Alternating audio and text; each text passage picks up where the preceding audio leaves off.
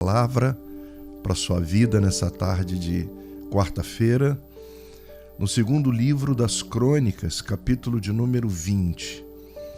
Interessante que eu cheguei aqui com uma mensagem para ministrar hoje, mas o Espírito me trouxe para essa palavra de 2 Crônicas, capítulo de número 20.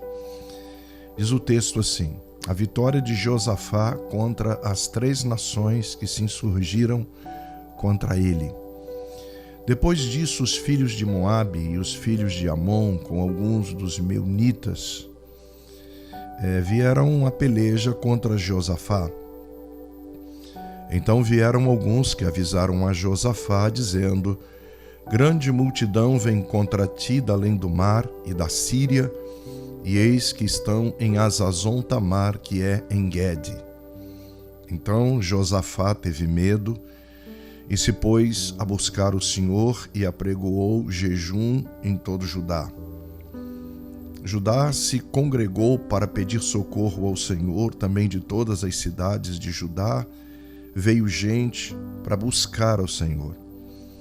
Pôs-se Josafá em pé no meio da congregação de Judá e de Jerusalém, na casa do Senhor, diante do pátio novo, e disse: Ah, Senhor Deus de nossos pais, porventura não és tu Deus nos céus?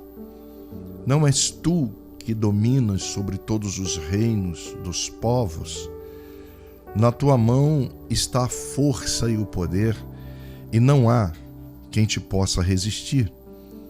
Porventura, ó nosso Deus, não lançaste fora os moradores desta terra de diante do teu povo Israel, e não deste para sempre a posteridade de Abraão teu amigo? Habitaram nela, e nela edificaram um santuário ao teu nome, dizendo: se algum mal nos sobrevier, espada por castigo, peste ou fome, nós nos apresentaremos diante desta casa e diante de ti, pois o teu nome está nesta casa, e clamaremos a ti na nossa angústia, e tu nos ouvirás e nos livrarás.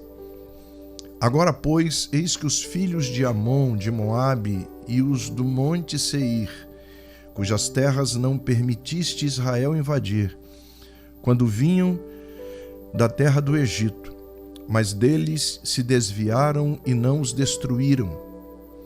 Eis que agora nos dão pago, vindo para lançar-nos fora da tua possessão, que nos deste em herança. Ah, nosso Deus, acaso não executarás tu o teu julgamento contra eles?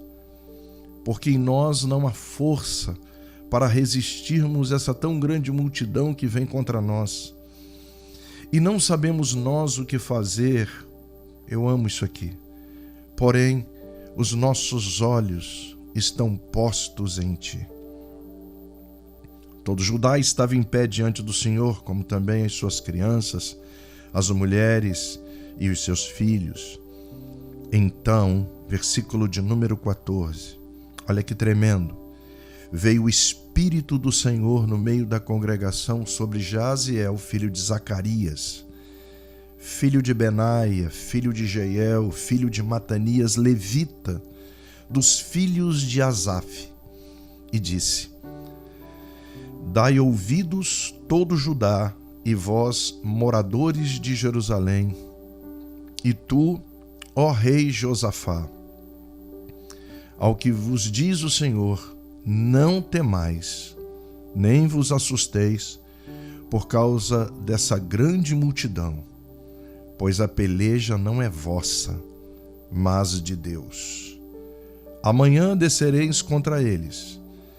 Eles sobem pela ladeira de Ziz. Encontrá-los-eis no fim do vale, defronte do deserto de Jeruel. Agora, o versículo de número 17, que eu quero aqui trazer uma meditação numa palavra que é muito profunda para nós nessa meditação. Diz o texto, versículo 17: neste encontro não tereis de pelejar, tomai posição. Noutras palavras, se posicionem. Posicionamento. ficai parados e vede o grande livramento que o Senhor vos dará. Ó Judá e Jerusalém, não temais, nem vos assusteis. Amanhã saí-lhes ao encontro, porque o Senhor é convosco.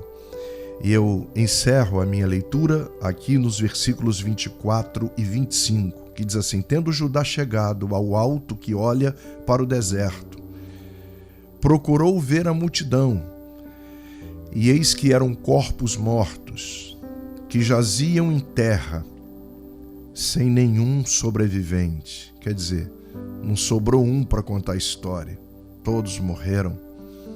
Vieram Josafá e o seu povo para saquear os despojos, e acharam entre os cadáveres riquezas em abundância, objetos preciosos. Tomaram para si mais do que podiam levar, e 3 dias saquearam o despojo, porque era muito. Louvado e exaltado seja o Senhor por essa palavra tão tremenda. Vamos orar. Pai, nós queremos louvar o Teu nome mais uma vez por esse privilégio que nos dás de estarmos aqui, ó Deus, ocupando, ó Deus, o microfone da Rádio 88 FM, para ministrar mais uma vez a Tua santa, gloriosa e poderosa palavra. Pedimos-te que Tu tragas sobre nós a Tua revelação, a mensagem que precisamos ouvir, que seja uma palavra de consolo, que seja uma palavra, ó Deus, de fortalecimento espiritual, que seja uma palavra, ó Deus, para nos trazer de volta ao propósito. Fala conosco mais uma vez nessa tarde. É o que te pedimos no nome de Jesus. Amém e amém. Meus amados, alguns anos atrás eu assisti um filme. Eu não sou muito de assistir filmes, mas eu assisti um filme que foi marcante para mim e que tem ali mensagens nesse filme que nós podemos correlacionar com essa mensagem que eu vou pregar aqui, porque tem tudo a ver. É o Resgate do Soldado Ryan. Eu assisti esse filme alguns anos atrás, e nesse filme, logo no início, um exército americano está chegando no fronte para uma batalha contra um exército inimigo. Eles vão lá para resgatar um soldado nobre que era de uma família também americana, querida, que estava vivo ainda, com dificuldades de retornar na guerra. E essa tropa americana foi até lá para resgatar esse rapaz, e quando lá chegaram nas embarcações, eles foram alvejados pelos inimigos, foram bombardeados. Alguns deles morreram, outros ficaram feridos, outros se salvaram com muita dificuldade, e eles retalharam os inimigos que bombardeavam todos eles e conseguiram vencê-los. Entraram, e todo o enredo do filme é que eles estão procurando o rapaz até que eles encontram, e no final do filme, o capitão que estava liderando aquela tropa norte-americana, ele também é alvejado, e antes de morrer, ele está conversando com o soldado já resgatado, o soldado Ryan, e ele diz para esse soldado antes de morrer as seguintes palavras: faça valer a pena o teu resgate. E aquilo ficou na minha mente: faça valer a pena o teu resgate. E eles trouxeram aquele menino de volta. Mas aonde eu quero chegar contando isso? É que eles estavam como que desatentos. Quando eles desceram das embarcações, eles não poderiam imaginar que os inimigos bombardeassem todos eles. E por isso, alguns feridos, outros mortos. Eles estavam desapercebidos e foram alvejados. Quando eu olho esse texto, eu tenho a mesma impressão, porque Josafá, que era o rei de Judá, está pedindo aqui à nação inteira de Judá que se poste diante de Deus em jejum e oração, porque ele vê nessas duas armas poderosíssimas que Deus tem disponibilizado a nós, Igreja do Senhor, a única maneira de conseguir vencer as 3 nações que já estavam postadas em Hazazon Tamar, um lugar que eu conheço bem, que fica no meio do deserto da Judéia, em frente ao Mar Morto. De um lado é o reino de Judá à direita, à esquerda são os moabitas, de onde vieram, atravessaram o mar, e o mar aqui é o Mar Morto. E mais os do Monte Seir, quer dizer, os meunitas, os sírios. 3 nações para invadir Judá, matar todo mundo, sequestrar alguns, estuprar as mulheres, enfim, seria uma carnificina. E diante daquela situação, quando Josafá, diz o texto, ficou com medo, ele toma uma decisão que é crucial para a vitória. Ele traz o povo para orar e para jejuar. Desde o mais novinho até o mais idoso. Diz o versículo de número 4 que Judá se congrega para pedir socorro ao Senhor. Também de todas as cidades de Judá veio gente para buscar ao Senhor. E Josafá se coloca em pé no meio da congregação de Judá e de Jerusalém. Que coisa tremenda!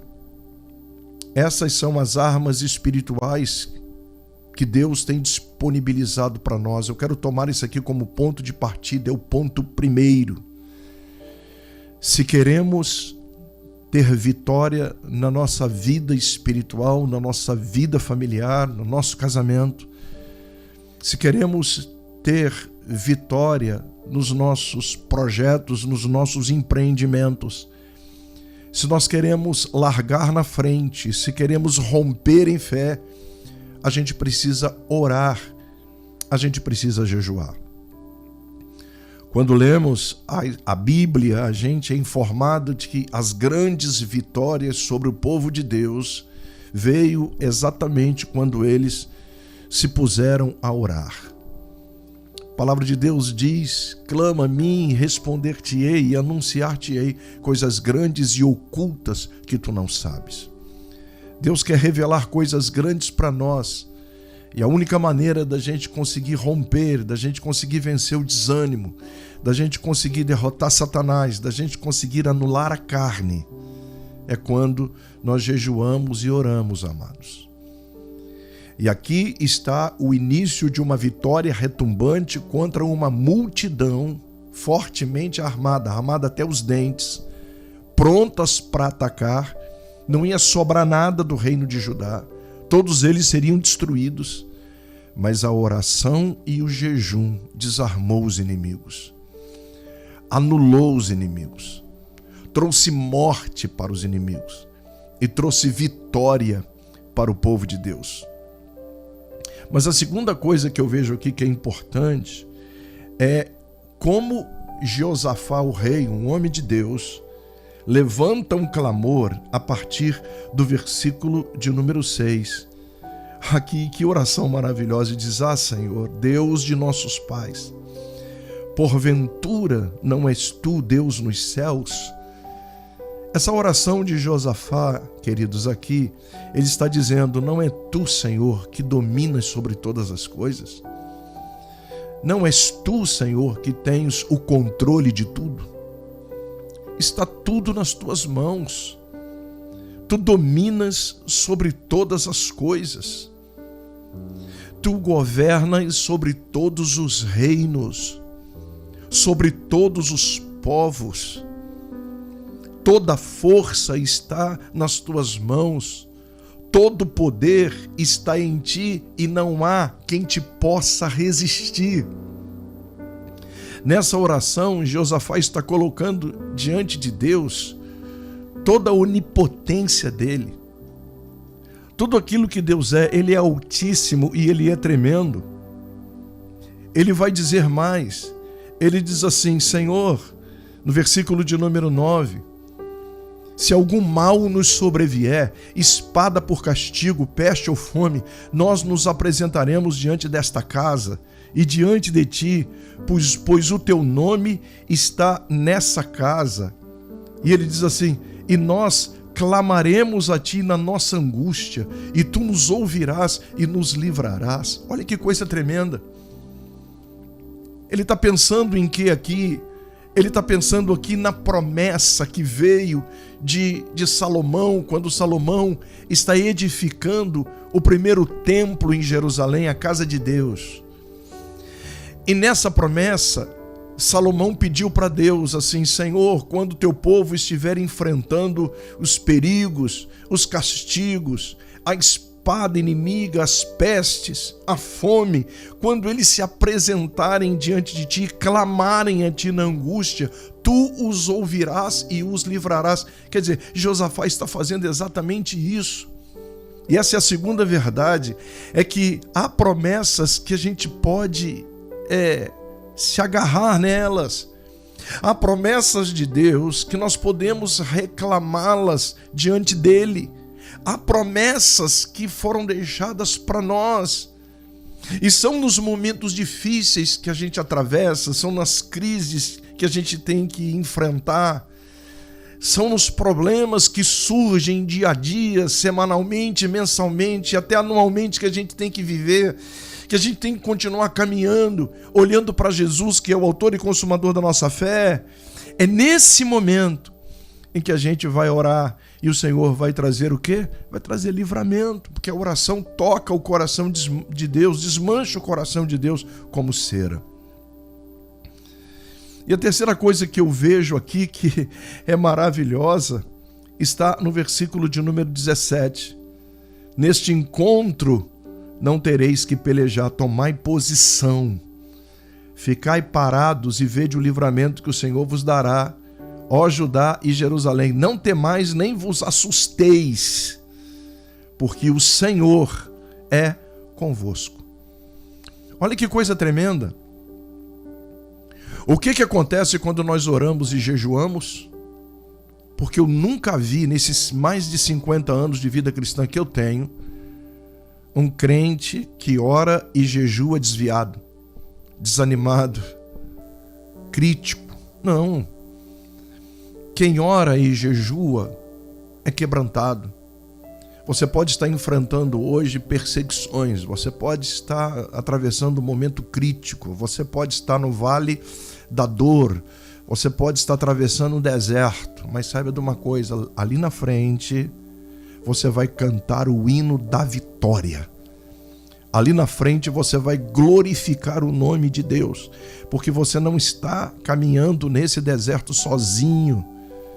Aquele que prometeu estar com você e que disse: estarei convosco todos os dias até a consumação dos séculos, aquele que não te abandona, aquele que não te larga, aquele que não desiste de você, ali na frente vai dizer: tá vendo como foi bom você continuar caminhando? Tá vendo como foi bom você ser focado, focada? Olha aqui, ó. Olha a tua vitória, olha o que estava preparado para você, olha o que você ia perder se você parasse, se você desanimasse, se você desistisse. Então, o Senhor é conosco, diz o texto. Ele anda com a gente. Nós não estamos desamparados. E essa vitória de Josafá foi uma vitória retumbante, porque ele traz para si e para a nação o espiritual, a oração e o jejum, que a Bíblia diz que o Espírito Santo se move no meio da congregação porque estavam todos em pé. E sabe o que o Espírito Santo fala comigo quando eu leio isso aqui? Eles estavam de pé, versículo de número 5, no meio da congregação, é que não tinha ninguém caído, é que não tinha ninguém desanimado, é que não tinha ninguém arrasado, é que não tinha ninguém desconfiando, é que o medo já tinha sido vencido. estão todos de pé, estão todos focados, estão todos no mesmo alinhamento, estão todos aliançados. Essa é a palavra para nós. É que a gente, Deus fala com a gente, aquele que pensa que está fraco, eu já o fiz forte. Às vezes a gente pensa que a gente está caído, mas o Senhor já levantou a gente. E o que está acontecendo com você nesse dia, nessa quarta-feira, é que Deus está te levantando através dessa palavra. Não sei como é que você acordou hoje, eu não sei qual é o gigante que você tem que derrubar, eu não sei qual é a tua luta, mas uma coisa eu sei, você não vai vencer essa luta caído do jeito que você está. Deus está te levantando, Deus está te dando capacidade, Deus está te dando força. Deus está dizendo assim, eu quero o meu povo de pé para vencer. E aqui no versículo de número 17, uma outra verdade que eu encontro aqui, que ela é maravilhosa. Meu Deus, ela é tremenda, que diz assim, nesse encontro não tereis que pelejar, tomai posição. Sabe o que Deus requer de nós para a gente vencer as batalhas? Posicionamento, independente da situação que a gente esteja vivendo, sócio, econômica, familiar, seja lá o que for. A gente tem que estar sempre posicionado. Sabe o que é isso? É estar na posição. É você estar na posição que Deus te colocou e não sair dela. Eu gosto muito, alguns dias atrás eu preguei uma palavra sobre Ruth e Noemi. Houve um momento em que, depois de 10 anos, a fome de Belém passou. Aquilo ali era a mão de Deus para trazer o povo de volta. O período dos juízes foi um período em que o povo apostatou da fé. Então Deus vem com um castigo no sentido de trazer o povo de volta. A mão de Deus pesou nesse sentido, para que o povo se voltasse para ele. Então, quando Noemi discerne que lá em Belém a vida tinha voltado ao normal, ela disse para as suas 2 noras, olha, meu marido morreu aqui, os 2 filhos também, então eu estou voltando. Orfa dá um beijo e diz, eu não vou. Mas Ruth fala assim, não, onde quer que fores irei, onde quer que pousares pousarei. Quer dizer, Ruth é uma mulher de aliança. E a minha pergunta é, o que é que faz com que Ruth, a moabita, deixe a sua nação para ir com uma judia, a Noemi, para Belém? É que Ruth conseguia enxergar em Noemi uma mulher posicionada. Noemi era uma senhora que não tinha expectativa para o futuro, uma senhora pobre, uma senhora sem recursos, que está voltando sem nada, está voltando sem família, está voltando amargurada, está voltando depressiva, mas que em meio a tudo isso, ela conseguiu passar para Ruth uma fé inabalável. E sabe como é que eu chamo isso? Posição. As pessoas vão olhar para nós e vão perceber que mesmo diante das intempéries da vida que eu e você enfrentamos, das dificuldades, das lutas, vão olhar para nós e vão dizer assim, meu Deus, essa mulher não desiste, esse homem não desiste. Olha que decisão dele, olha que decisão dela. Posicionamento. É o que o Senhor está pedindo para o povo aqui no versículo de número 17, através do profeta Jaaziel. Fiquem parados, esse não é o momento de vocês darem um passo. Fiquem na posição e vocês vão ver o livramento que o Senhor vai trazer. Quer ver um outro que foi posicionado? Abraão. Abraão recebe uma palavra para sacrificar o rapaz, porque Isaac já não era mais um menino. Isaac era um rapaz, um moço, que ele teria que sacrificar no monte que o Eterno ia mostrar para ele. Então ele pega o menino, pega mais alguns moços com ele, pega também o jumento para levar lenha, e quando eles chegam perto do sacrifício, eles dizem, fiquem aqui, porque nós vamos sacrificar. A palavra no original é essa. Em algumas Bíblias aparecem adorarmos, mas no original está sacrificar. Então Abraão está dizendo assim para os 2 jovens que foram com ele, eu e Isaac subiremos ao monte, sacrificaremos e depois do sacrifício voltaremos. Meu Deus do céu, Deus está pedindo ele para sacrificar um menino. Ele vai sacrificar um menino.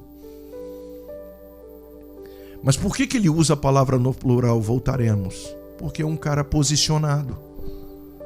Porque é alguém que tem uma fé inabalável em Deus. Porque sabe que é Deus que governa o nosso futuro. Que o nosso amanhã não está nas mãos dos homens. Que o nosso amanhã está nas mãos de Deus. Que é o nosso futuro que Deus direciona. Então, Abraão diz, eu não sei como, eu não sei de que jeito, mas eu vou voltar com esse menino, porque o meu Deus, o Deus que eu sirvo, não é um Deus fanfarrão. Ele não está brincando comigo, ele não está brincando com os meus sentimentos, com as minhas emoções, porque ele me falou que o filho da promessa é o Isaac. Como ele vai fazer, eu não sei. Eu sei que ele vai fazer alguma coisa, mas que eu vou voltar com esse menino vivo, eu vou voltar. Posicionamento. Porque quando você está posicionado, você vence a guerra. Quando você está posicionado, você não tem medo de entregar. Quando você está posicionado, você toma a decisão certa. E quer ver um outro posicionado? Já estou caminhando para o fim. Jesus de Nazaré. Ele está dentro do Jordão. Ele vai ser batizado por João Batista. E João Batista toma um susto. As pernas de João Batista estão trêmulas. Porque quando Jesus chega até João, e João sabia que ele era o próprio Deus encarnado, não eram apenas primos, mas João também tinha o discernimento de quem Jesus era. Quando Jesus chega perto dele, ele diz, não estou entendendo. Eu que tenho que ir a ti para ser batizado e tu vens a mim. E Jesus diz, para que se cumpra toda a justiça. Quando Jesus diz isso, o Espírito Santo desceu em forma de pomba e o Pai falou, esse é o meu filho amado em quem eu tenho prazer. E sabe o que eu posso tirar disso? Qual é a lição? É que Deus tem prazer naqueles que se posicionam. Mesmo diante das circunstâncias da vida. Você pula o capítulo 3 de Mateus, que foi o batismo, e vai para o 4. Satanás vai lá tentá-lo no monte da tentação em Jericó. E o que acontece? Satanás é derrotado. Nem só de pão viverá o homem, disse Jesus, mas de toda palavra que sai da boca de Deus.